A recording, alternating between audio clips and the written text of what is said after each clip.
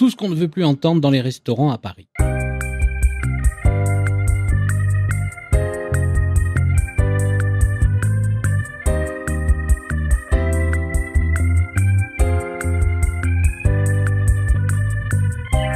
Pour le Parisien, déjeuner et ou dîner au restaurant est un sport national, un statut, une réputation, un hobby.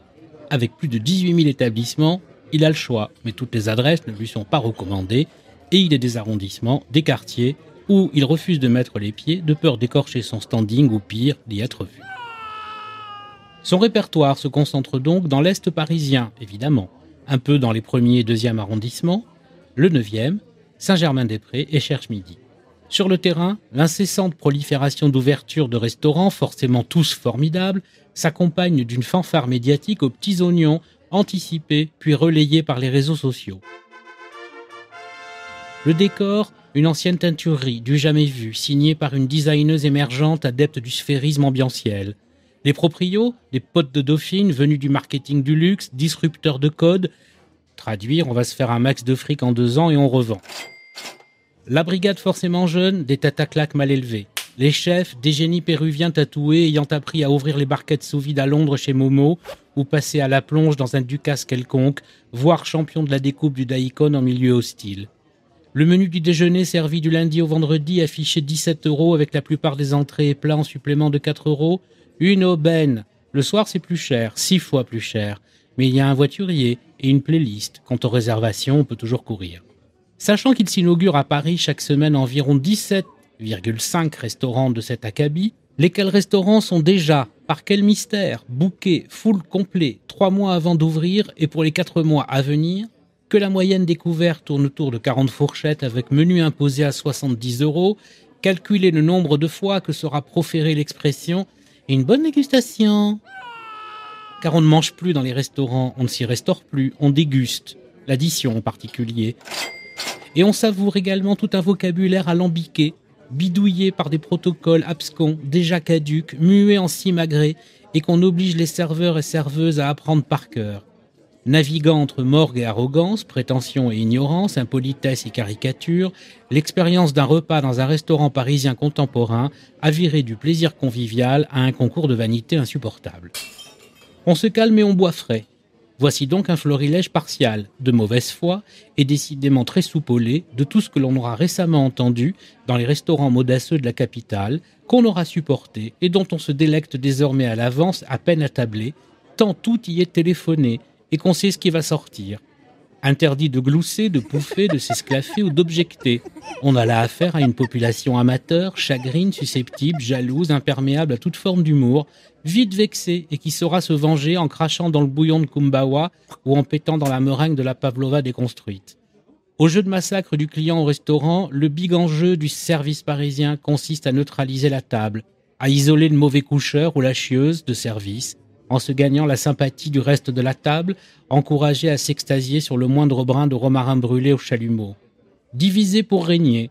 La devise fonctionne à plein régime. Derrière la caisse, on se fiche royalement que le client mécontent ou déçu ne revienne pas. Un perdu, 10 de réservé. Il y aura toujours des nouveaux gogos pour chauffer les chaises comme au Guignol. Juste qu'on se demande alors qui régale. Voici donc tout ce qu'on ne veut plus entendre. Vous avez réservé ? Bonjour, bienvenue, bonsoir. Non, rien, c'est pas possible. Oui, pour 2, sur le site. Ah non, j'ai rien du tout. Oui, vous avez juste mal orthographié mon nom. Oui, mais vous n'avez pas répondu par SMS. Non, j'ai essayé la bulle papale, mais ça n'a pas marché. Bon, désolé, il y a un bug, j'ai plus une table. Désolé, une prochaine fois. Et oust, raus, dehors. Cette déconvenue fréquente, notamment dans les grandes brasseries qui ont concédé leurs services de réservation à des plateformes digitales opérantes en Niger ou en Extramadour, a augmenté leur CA de 30% grâce à Foodora. Est-ce qu'il y a des allergies, des intolérances ? Ben oui, à vous déjà. C'est parfois écrit sur les menus, mais de plus en plus énoncé de vive voix dans les étoilés chics, belle preuve de savoir-vivre. La baronne de Staff et Nadine de Rothschild n'auront donc servi à rien. Il fut un temps où parler de sa santé et de ses petits bobos à table était perçu comme un signe de mauvaise éducation insoutenable. Times are changing. Aujourd'hui, on étale tout, on trie et on rafle le mot qui compte triple. C-O-E-L-I-A-Q-U-E. J'ai plus de vin du Frioul que vous voulez. Je vous propose d'aller sur la Sicile. La jeune femme sexy jouant à la sommelière avec une pauvre carte des vins déjà trouée de vide tente de fourguer une piquette insulaire à peine plus buvable qu'un aceto de souperette. Non chérie, on va pas sur la Sicile, on va en Sicile et on prendra de l'eau minérale, pétillante. Tête de la fille qui regarde le client a l'air de dire « Merde, il y avait un chieur ce soir, c'est sur moi que ça tombe ». L'observant du coin de l'œil s'occuper des autres tables, elle réussira à caser ses vins sûrs qu'elle est ensuite incapable de servir correctement. Une vraie pro. Il y en a comme ça des dizaines. Pour vous mettre en appétit, le chef a concocté pour vous ses amuse-bouches. Variante régionale. Pour vous mettre en appétit, le chef a concocté pour vous ses amuse-bouches gratuits. Déjà entendu. Comment dire ? On n'en peut plus des amuse-bouches du chef, de ses bonbons salés au parmesan brûlant ou ses moussasses de pané émulsionnées sur purée de fèves centenaires avec ses toasts tièdes censés éblouir nos papilles. Basta, ras-le-bol, vous arrêtez tout. On voudrait bien juste avoir notre entrée. Et puis le plat si possible. Vous avez dans l'assiette... Oui, merci, on a vu. Non, attention, il y a une suite, on est prié d'écouter attentivement, sinon patatras, tout sera fichu. En gros, il faut écouter le laïus recommandant de commencer le plat par la gauche à 9h, de finir à 18h via 12h et 15h. Ce blabla est accompagné de gestes aussi précis que ceux d'une Miss Météo devant son écran bleu. Évidemment, contrarier cette hiérarchie vaudra pour blâme silencieux, mais bouche pincée genre on vous avait prévenu. Il faut dire que la dégustation des 4 plats du double lard en chemise de marshmallow et gainage d'algues bretonnes réclamait une attention d'entomologiste. Au finish, c'était vraiment dégueulasse. Une bonne dégustation. Prends ça, crétin. Vu le ton pris pour énoncer cet invite, on comprend qu'à peine le repas commencé, le service est déjà au bord du gaz. Si seulement cette formule idiote et vaine était prononcée sur le ton enjoué de ma charcutière de la rue de Tolbiac, on le redemanderait. Et avec ça, qu'est-ce que je vous mets ? Oh, 2 doigts de boudin, merci. Notre pain a été réalisé par Bite à genoux sur la direction de notre chef pâtissier. Oula, ça fait du monde dans la corbeille, ça. Quignon de baguette au sarrasin des Aurès ou tranche de miche aux farines oubliées meulées à la pierre par notre meunier Tudor. On aura compris que le chef pâtissier est encombré d'un ego démesuré, que Bite à genoux est dans le pétrin et que tout ce cinéma pour une rétro d'or maquillée vaut bien qu'on n'en perde pas une miette. Vous ne prenez pas de vin ? Alors je vous envoie notre maître tisanier. Ah, celle-là, on ne l'avait encore jamais faite. Désormais, dans le cerveau malade des restaurateurs prétentiaires, ne pas boire de vin à l'heure du déjeuner ou pire, à celle du dîner, induit qu'on soit dirigé illico vers une thérapie douce. Pisse-mémé, infusion, au finish, on aura saisi qu'il existe donc un nouveau métier de la restauration, le maître tisanier. Ça nous change du sommelier à eau. Je vais demander une évaluation à notre barista. Telle fut la réponse de la serveuse décérébrée après qu'on lui eut signalé que nos cafés étaient imbuvables. C'est ça, va évaluer. Riposte. Le barista a dit que vous n'étiez peut-être pas habitué à boire des bons crus de café. Oh le culot.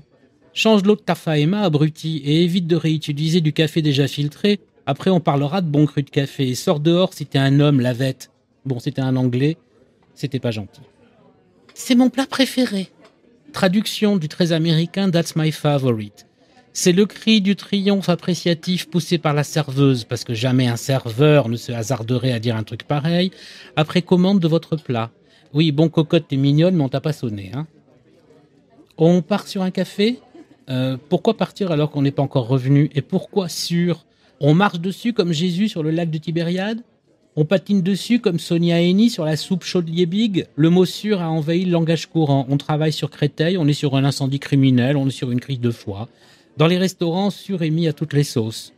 On est sur une dacquoise, bigou mariné à cru. On est sur une émulsion de gentiane sauvage. On est sur une pièce du marché pour 2. Le nadir de l'horreur est en rayon 20, l'expression « on est sur une belle minéralité », sésame de ceux qui n'y connaissent que Quick et expression valise des abonnés aux foires au vin chez Lidl. Entendu partout, pour tout, épuisant. En général, je quitte la table. « Ça vous a plu, messieurs, dames ?» Ou le cri du cœur de la serveuse de brasserie devant l'assiette de monsieur, dame, saucée si fort qu'on pourrait ne pas la laver. « Non, c'était infect, on s'est forcé. »« Putain, j'en peux plus du cri de la carotte au fond des bois. » Ça, c'est une critique formulée à haute voix par tous ceux qui ne supportent plus de subir les litanies descriptives comme celle qui va suivre. Nous sommes sur une galinette poudrée, avec une réduction de tofu dans son jus de lentilles corail cuit 123 heures à température ambiante, accompagné de son œuf parfait en meurette de bière au miel, avec ses 3 racines boréales et ses 11 grains de poivre de Tasmanie torréfiés sur le brûleur de la gazinière Arthur Martin de la grand-mère du chef à beson. On a déjà fini le plat avant qu'ils aient fini de le décrire, mais enfin bon, c'était appris par cœur et c'était de bonne disposition. Est-ce que tout va bien ? Cette demande à la fois angoissée et bateau formulée par le service alors qu'on a la bouche pleine et que le bon ton nous empêche de postillonner à la ronde devient vraiment pénible. En revanche, jamais au grand jamais, cette question sera posée alors qu'on chipote, voire boude le contenu de son assiette, comme récemment, mon plat de linguine à la potarde, plus salé que le jugement dernier, est simplement immangeable. Il aura fallu s'agiter comme un sémaphore en pleine tempête pour qu'un serveur daigne se bouger et remporte le plat au chef en bougonnant sec. La suite, il n'y en a pas eu. Le plat à peine entamé a été facturé sur l'addition, sans aucune excuse. C'est un vin de garage élevé par un ami vigneron du chef. Traduire une vinasse en biodynamique étiquetée par un graphiste du 11e arrondissement dont la moindre goutte tombée sur la nappe ou le bois cru de la table y perforera un trou fumant. Autre attitude intolérable, le vin au verre servi par une sommelière plantée devant nous avec 4 bouteilles entamées où marne un fond évoquant plus du vinaigre qu'un nectar quelconque. À ce propos, quand cessera-t-on de mal servir le vin en se tenant une main dans le dos ? On boit ou on danse le menuet ? Sur ce, une bonne dégustation.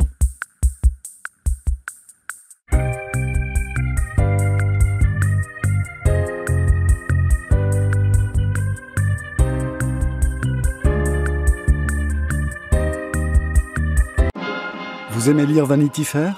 Maintenant, écoutez-le. Chaque mois, découvrez les meilleurs articles dans votre appli Audible. Votre magazine audio pour 2,95 € seulement. Téléchargez l'appli Audible.